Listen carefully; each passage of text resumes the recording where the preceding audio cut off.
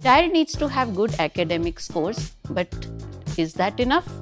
Answer is no. Child needs to have a very good personality, good in sports, creativity and innovation, and that's how this 9 gems framework came about. Wow.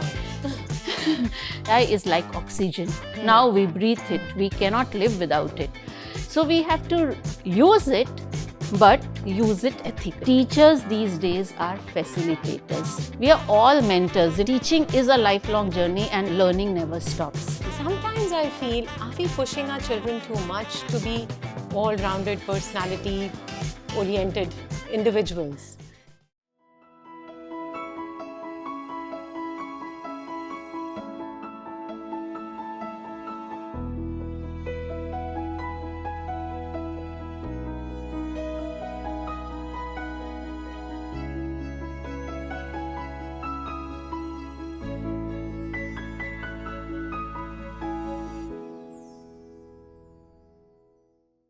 Hello and welcome to the Dream Catchers Show Season 2, where we capture inspiring stories one dream at a time.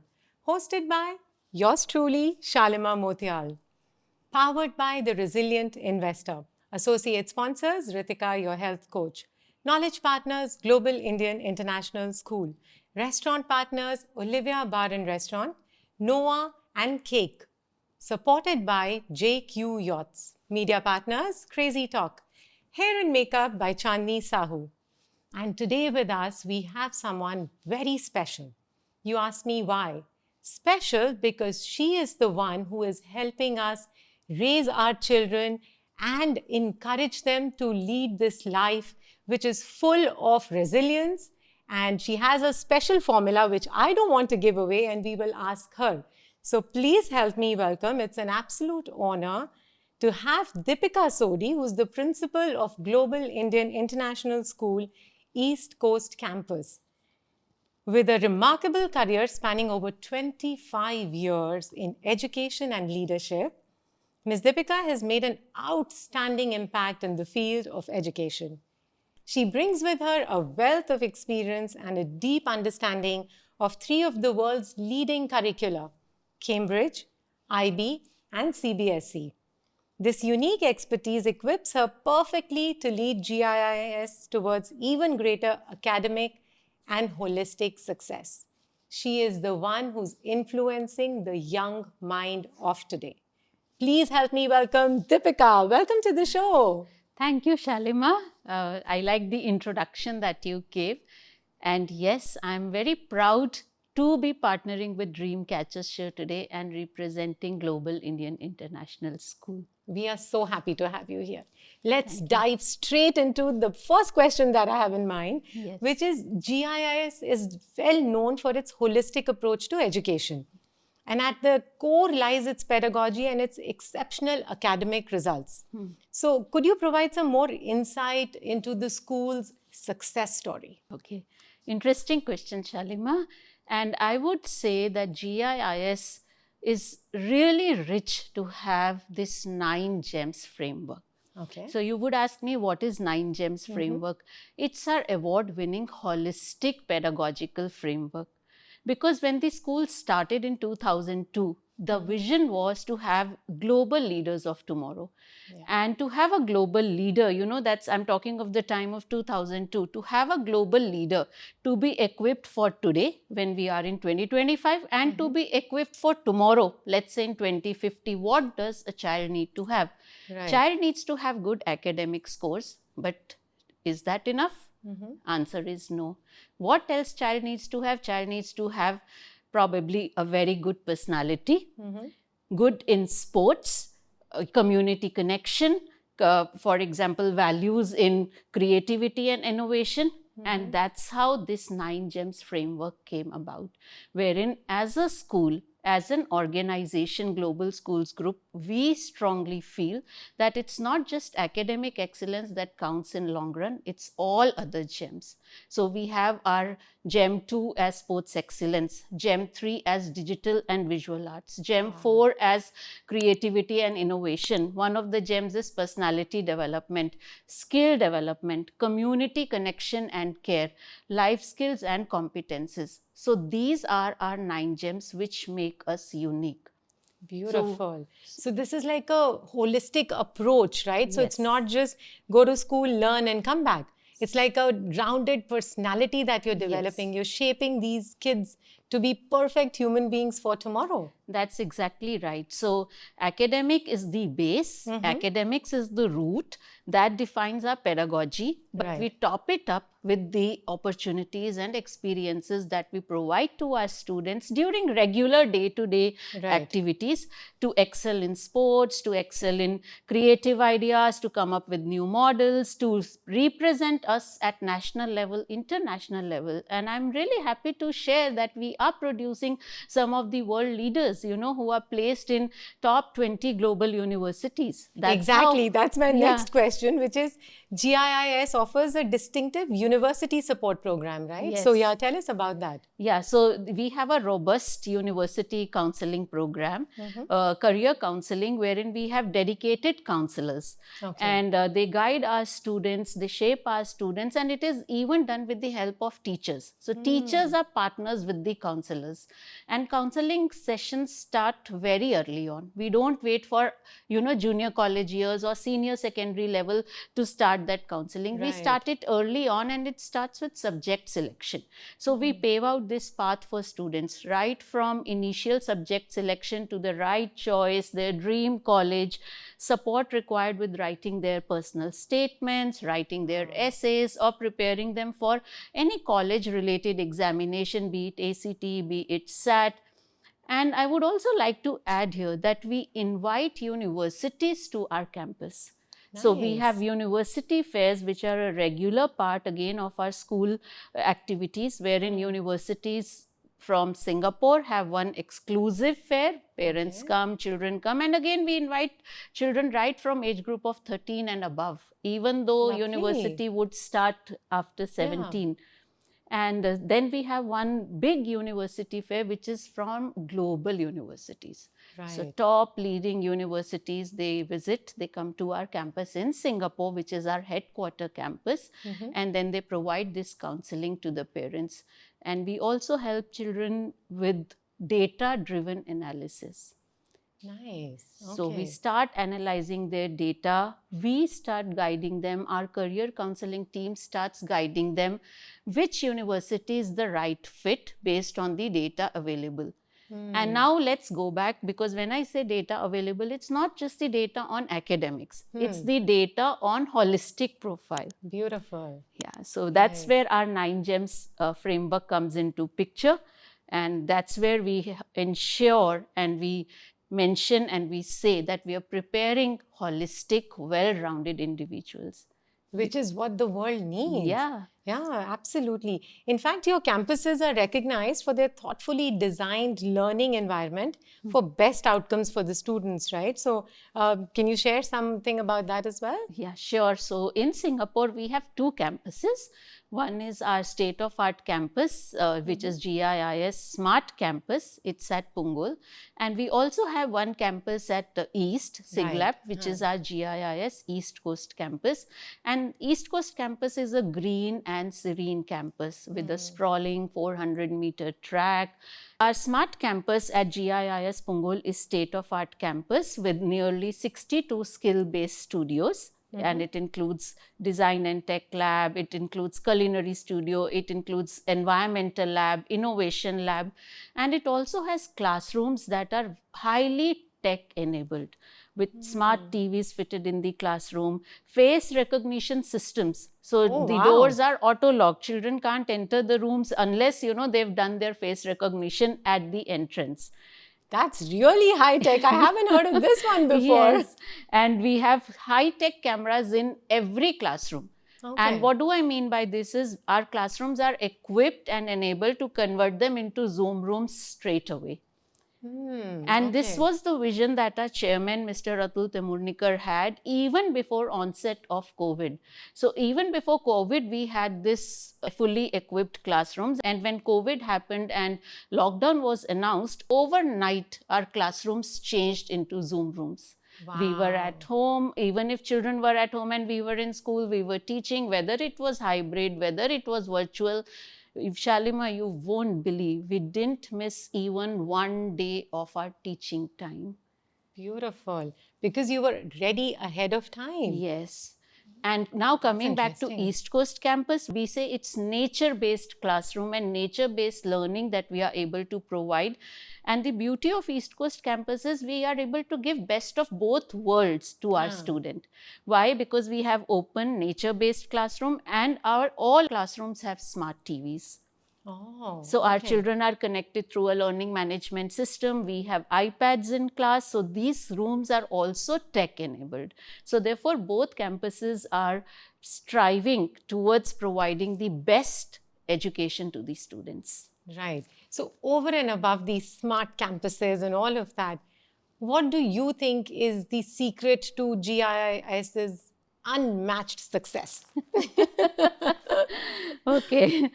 So, yes, I understand why you say unmatched success, and I have been a partner in this journey of unmatched success of GIIS.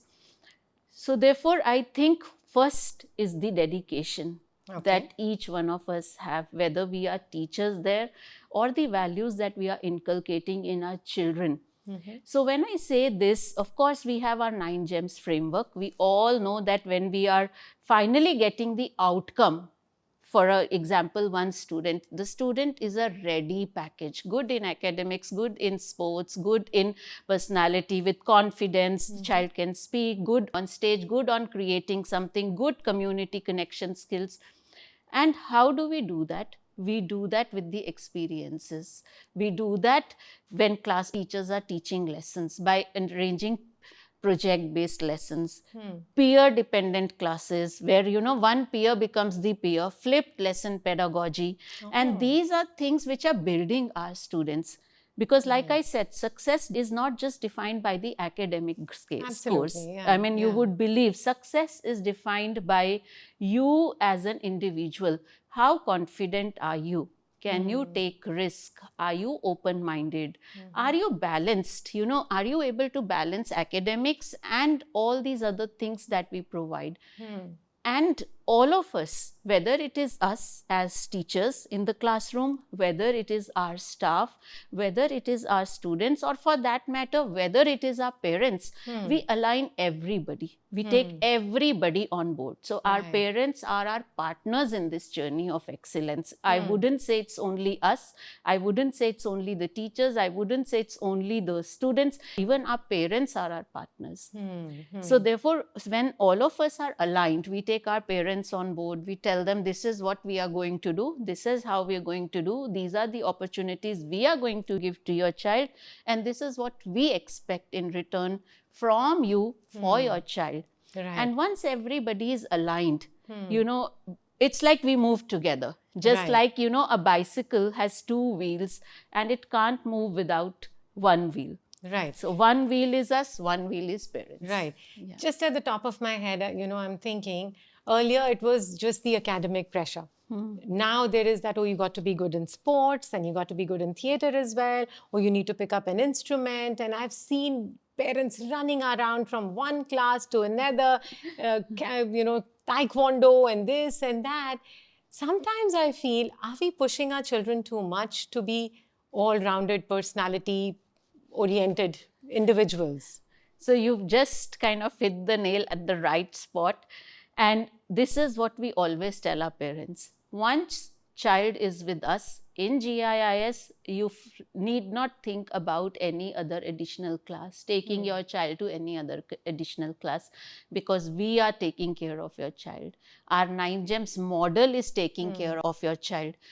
Our mapping of 9 gems with the curricula that we offer, like Cambridge, like IB, that mapping is helping us to develop that child. So you Right. need not worry for rushing your children to after school classes, because first we ourselves do after school program in our school for Right. CCA and ECA. That was my Additionally, next question. yeah, so additionally there's a Gold Squad accelerator Right. program in the morning. Okay. And within the school, our co-curricular activity choices and extracurricular activity choices are so well defined, so well mapped, that if today I'm learning piano, by end of the year, I would not just be progressing, I'll be proficient in piano. Wow. This year I've learned piano. Next year I want to go in for financial literacy, because that's need of the hour. I'm a novice in financial literacy in the beginning, but as I complete my 1 year, of course I started as a beginner, I was progressing, and now I'm proficient. So next year I can Right. look for another CCA. And that's how we've built in our co-curricular program, our extracurricular program. Whether we offer so many sports under our ECAs: cricket, basketball, tennis, soccer, athletics, taekwondo, so you name it and we have it. Our facilities allow us to have these choices for our students. Right. And then is there some kind of a pressure on the students to then be a part of all the activities, or they can pick and choose depending on what really excites them about it? How is the system in the school?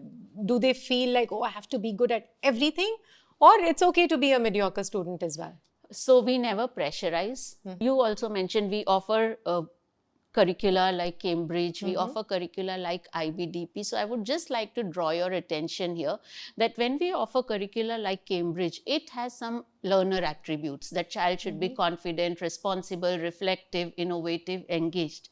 Same way we offer IB program, and which also expects us to ensure that children acquire certain IB learner profile or IB learner attributes. For example, knowledgeable, thinkers, inquirers, principled, balanced, risk takers, open-minded. Yes, and we've mapped all these to our 9 gems. So at one go, we're doing everything. We are ensuring my child is ready for the world as per Cambridge requirement. My child is ready for IB as per IB requirement, and my child is ready as an holistic individual with our own 9 gems pedagogy. So we don't pressurize a child. We say, okay, you go slow, you go one by one. This year you opt for one CCA, one ECA, excel in that. Channelize your energy in that, and that's where we maintain the focus. We have a 9 gems tracker, we have a 9 gems report card where we track the performance of the child, so that child doesn't feel burdened at any time. So he could be proficient in one, progressing in one, not doing so good in one, but then there's always a chance, because if proficient in one particular area, then you have next year or maybe 6 months after this to catch up on the next area. So class teachers, all of us are aligned when we track the 9 gems tracker, 9 gems report card. Where is child doing well? Which area child needs to do better? The child has not done any community service, a child has not taken up any community project. So we try and push the child into that area ourselves. So that's the kind of support we provide to ensure that at the end of everything, we have an holistic child. Right. Another question that pops up is, growing up, our relationship with teachers were very different. We were scared of them. We didn't have that friendly environment to go approach them for anything. How is it in this day and age? How are the students with the teachers, with the principal? Do they come and share their issues? Like I said, these days, teacher is not just a teacher. There is no point of a teacher being an authoritarian in a class. We no more talk of the old school lecture method. Teachers these days are facilitators. We are all mentors, including me. And teaching is a lifelong learning journey. That's what I believe in. That's what I tell all my teachers also. That teaching is a lifelong journey, and learning never stops. Learning is for life. This is what we tell our students, limitless learning. So now we say that, look, we are mentors. We are facilitators. Let's learn and grow together. Right. And now I've added a new word to it. Let's learn, grow together, and glow together. Beautiful. So we say that we are all global learners with outstanding well-being. And that's what we are now nurturing at GIIS. We are all global learners. We are facilitators. We are mentors in the classroom. We bring in a topic, we bring in a subject, we bring in an area where we together collaborate. So students collaborate, peers sit together, they come up with plans, and teachers just help them, they guide them. And very strongly, I believe in something called ATL, which is approaches to learning. Okay. That is ingrained in our teaching pedagogy. Right. So we teach children to acquire self-management skills. They would never acquire if we keep telling children, do this, don't do this. Absolutely. But when on one side we say they are global leaders, they're global learners, they need to have that skill. Then another is social skill. And with screen time increase, children are all the time on screen. But we know that as humans, we move in the society. We need to have those social skills, how we interact with peers, how we interact in person, or for that matter, interact online. Even that requires to have that social skill. Absolutely. Communication skills. Yes. Research skills. And research, when they do, they become independent thinkers. They become inquirers. That's the time. So all these approaches to learning are possible when teachers are mentors and facilitators. Rather and than not authoritarian. lecturers. True. So how does the school prepare or ensure that the students are ready for this world of AI that's come in? Yes. So AI was something that was too pressurizing and too taxing for us as educators. There was a time we felt that we would be lost, our jobs would be gone, and it's AI that would take over. Wow. And then, of course, there was this constant pressure of when we assign work to students, whether they are really doing it themselves or whether they are taking help of AI and just submitting it.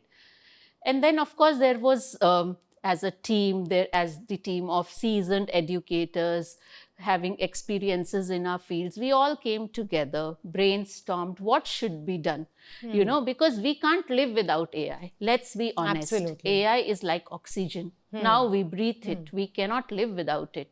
So we have to use it, but use it ethically. Use it the right way. Use it the way it is supposed to be.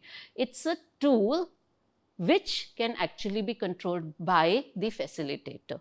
So Okay. I'm avoiding the word teacher because I always say teachers are facilitators. So it's a tool to be used by the facilitator.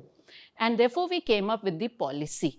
Okay. AI guidelines, suggested tools of AI. We shared it even with our parents, that the suggestive list of AI tools which you can use, which you can allow your child to use, but use it ethically, use it rightly, and cite it. There's no harm in using it. We are using it to do research. We are becoming independent thinkers. Just now I said one of the ATL is research skill.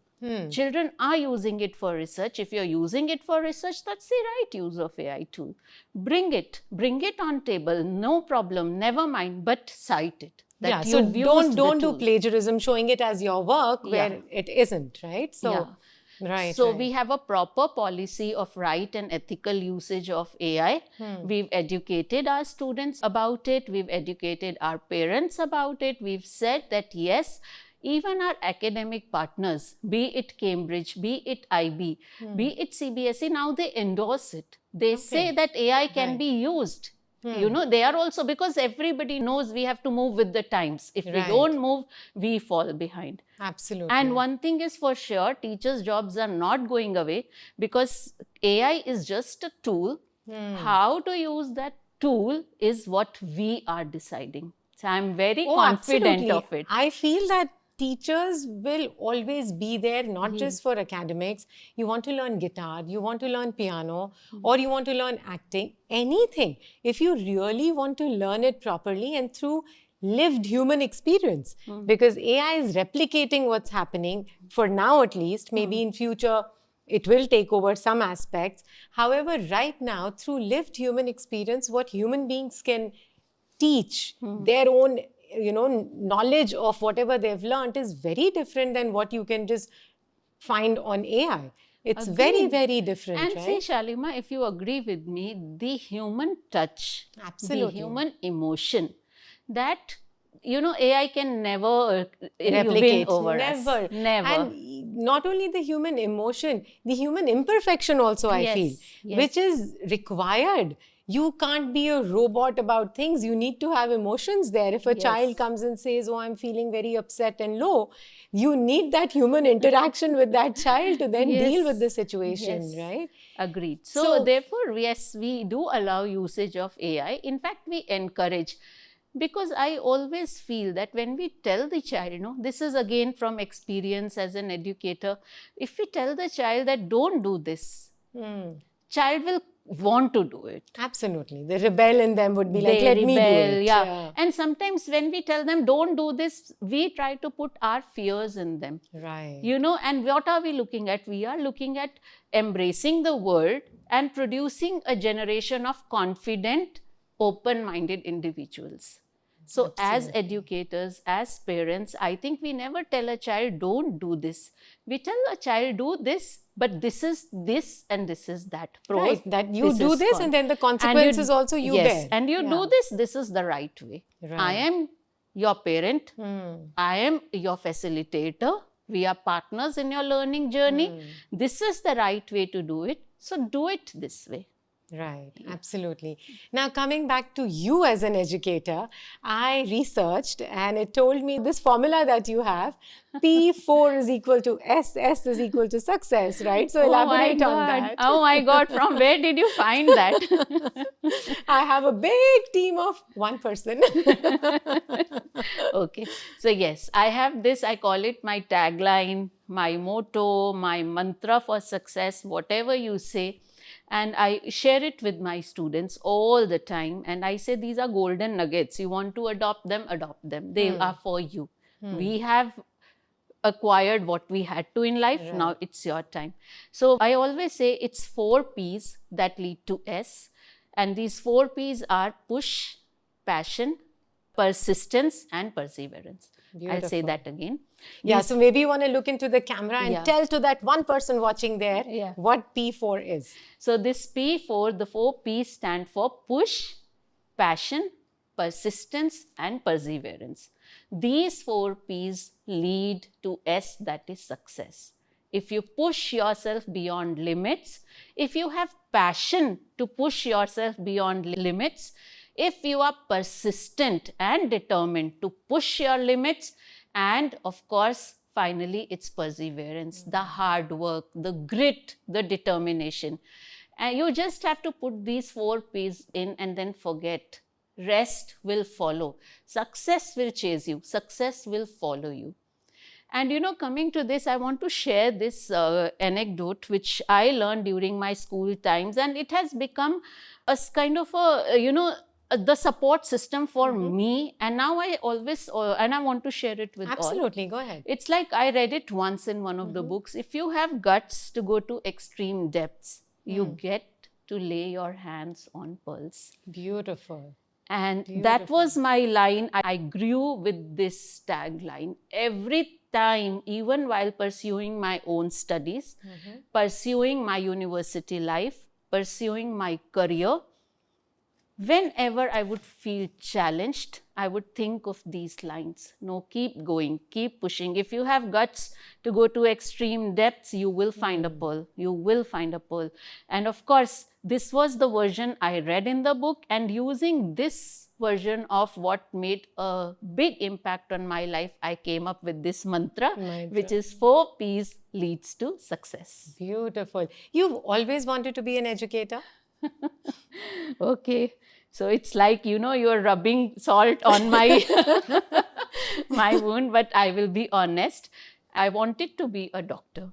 Oh, okay. Yes. And, I'm talking of the times when we were in India, and clearing your MBBS was one of the things, and being a doctor was the most elite profession. That was the time when I was studying very hard for MBBS, and physics, which is my subject now. I was the one that I hated the most. Oh my God. And I got my MBBS results, but based on my scores, I was put for physiotherapy, which was something that I didn't want. I wanted mainstream MBBS. But then this was the turning point of my life. I was like, if not MBBS, for which I studied so much, I'll take something which I hated. In my grades 11 and 12, I was like, physics is like a poison. I'm drinking it with heavy heart. Never ever in my life I'm going to look at it. Okay, it's a poison. I need to drink it, go for my board exam. That's it. And chapter for physics is closed. But when I saw that I was waitlisted, when we talked to our elders, they suggested, don't worry, just join physio. And after 2 months, appeal and they'll put you in main MBBS. But I was like, no, if not first time, then never. Oh. And then what do I have to do? I will take up something that I hated. Because if I didn't get what I wanted, I will now work the best for what I hated. And I picked up physics as my main key subject for university. And then for my master's, and I have no regrets, because after I took physics, I topped through my college, I topped through the university. And then you obviously started loving it, right? I started liking it. I pushed to start liking it. I pushed to do the best in it.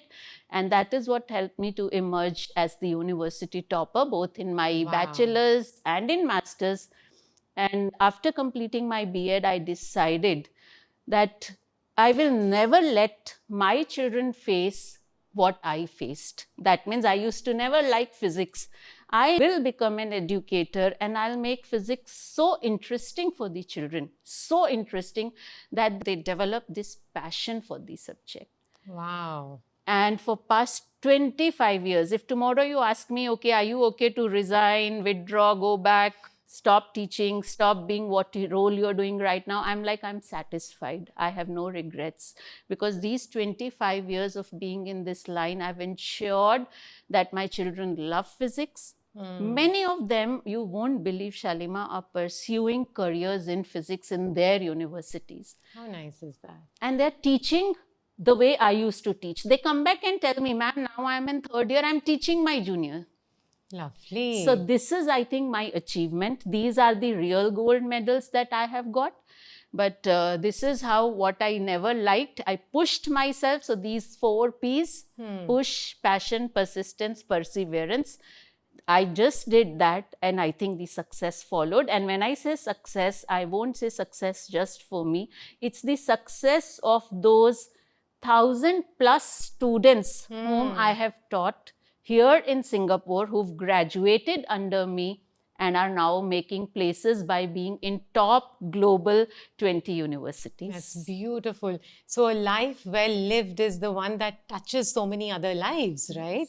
And I always admire educators because they are shaping the future for us. They're shaping these young minds and giving them what they need. Even a listening ear, sometimes I feel students feel more comfortable sometimes to go and share with their teachers rather than share it back at home, right? So in that sense, you all are available and we really thank you for that.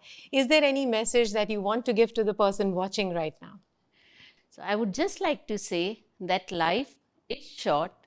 Give your best. Try your best. Do your best. Glow with passion. Grow with purpose. Oh, that's beautiful. Thank you so much for your time. And to the person watching us or listening to us on Spotify or iTunes, please subscribe to all our channels on YouTube, Facebook, Instagram, Spotify, iTunes. We'll keep getting inspiring personalities, and we want to inspire you to achieve your best, as Ms. Deepika just told you to do that, right? Thank you for watching and listening. Stay tuned for the next guest. Have a great day.